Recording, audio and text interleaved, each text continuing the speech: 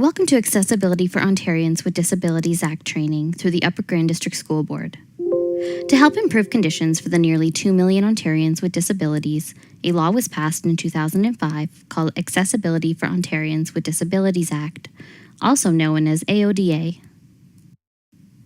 The purpose of the Act: to achieve a fully accessible Ontario by 2025, to develop, implement, and enforce accessibility standards in both private and public sectors. This means that Ontario school boards are no exception, and they should be compliant with AODA and its standards. Objectives: to understand the purpose of AODA and its requirements, to learn how to interact and communicate with persons with disabilities, to understand the role of assistive devices for persons with disabilities and how they can be made available at your organization. Understand what actions to take if a person is having trouble accessing information at your organization. Understanding the Human Rights Code and AODA. The Human Rights Code prohibits discrimination against a person on the basis of a disability. Meeting AODA requirements does not mean that an organization is exempt from human rights complaints on the basis of disability. Human rights and AODA work together to ensure equal rights for those with disabilities. The code will override the AODA if there is a conflict between these two pieces of legislation. What is a disability? A disability is a physical or mental condition that limits a person's movement, senses, or activities. The AODA uses the same definition of disability as the Ontario Human Rights Code. Disabilities are not always visible.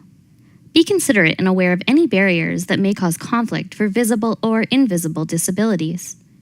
Disabilities can be a physical disability, a learning disability, a mental disorder, a workplace injury for which compensation has been received. What is a barrier? A barrier is anything that stops or makes it difficult for a person with a disability to take part in. When people imagine barriers, they often think of physical obstructions, such as not having a ramp present. But physical barriers are not the only type of barriers.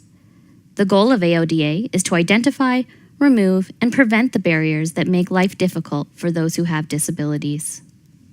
Examples of barriers: information and communication barriers, print that is too small, websites that can't be accessed by people who are unable to use a mouse, signs that are not clearly or easily understood. Architectural or physical barriers include spaces with poor lighting for those with visual impairments, hallways and doors that are too narrow or restricted for wheelchair access.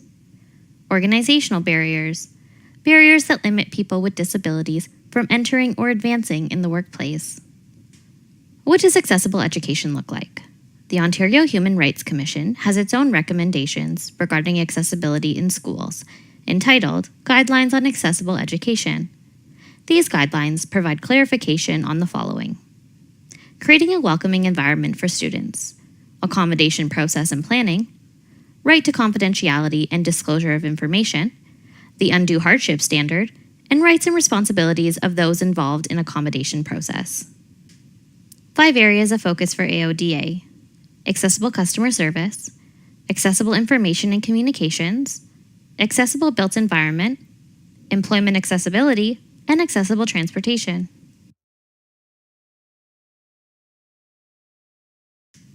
Sections of focus for education. In addition to the customer service standard, school boards and their employees need to be primarily concerned with the following subgroups: accessible information and communication, employment accessibility, and transportation. Applicable legislation. Below are the 2 pieces of legislation that are applicable to school boards: the accessibility standards for customer service, known as the CSS, which regulates and sets requirements for accessible customer service; the Integrated Accessibility Standards Regulation, known as ISAR, which establishes the accessibility standards for information and communications, and employment and transportation. The CSS requirement.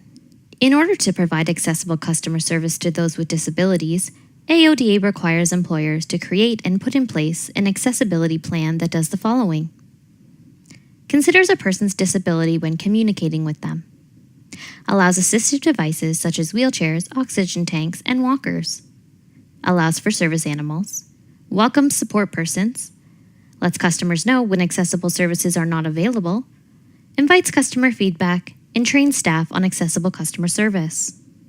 Communication. Communication is a key component of the CSS. The first thing to keep in mind is that there is no one-size-fits-all approach to communicating with those with disabilities.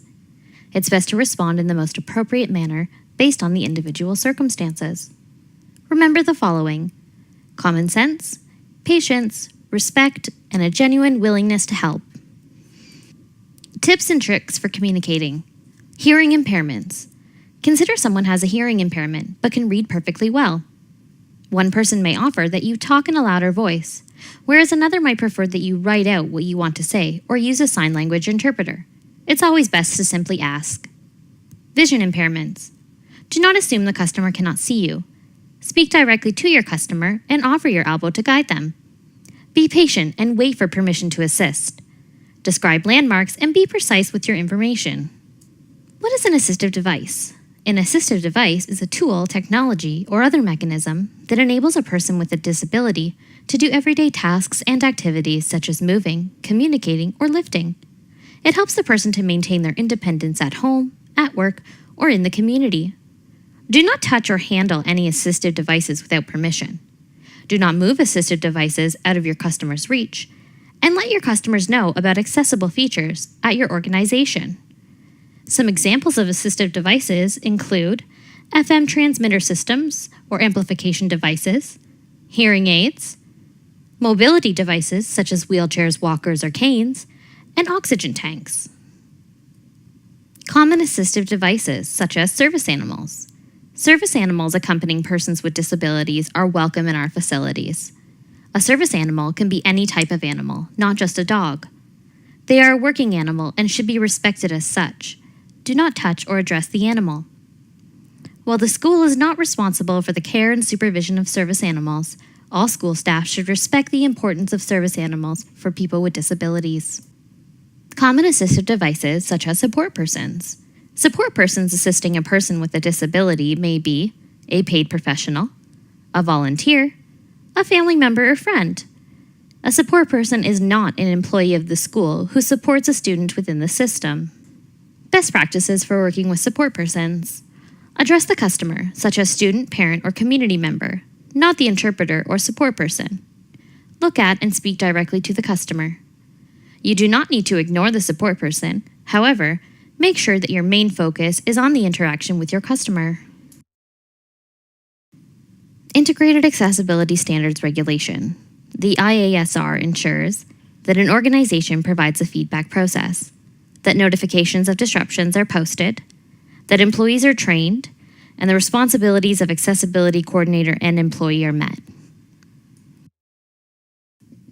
Notice of disruption. Organizations must provide persons with disabilities advance notice should any planned or unplanned disruption of service occur. Not all disruptions need to be announced, only when it will affect those with a disability. A notice should include a reason, how long the disruption is intended to last, and what alternative facilities or services exist, if any. Example for notice of disruption. An inclement weather day has caused buses and transportation services to be canceled. Since this has a direct impact on those with disabilities, the school board must work with their team to ensure that parents are notified appropriately. The notice will include the reason for the disruption, the start and expected end date, if available, and any alternative arrangements in progress. The feedback process. Soliciting feedback is important under AODA. Anyone should be able to comment on the provision of goods and services to people with disabilities. Information about this feedback process should be readily available to the public and should include what actions are to be taken after you've received a complaint. For feedback channels, remember to keep accessibility in mind. People with various disabilities may need to use your feedback system, so it must be accessible and be able to accommodate different types of disabilities. The feedback process at UGDSB. The Upper Grand District School Board welcomes feedback and comments about our accessibility. Feedback can be sent through a variety of forums, including online, via email, and via telephone. Alternative formats.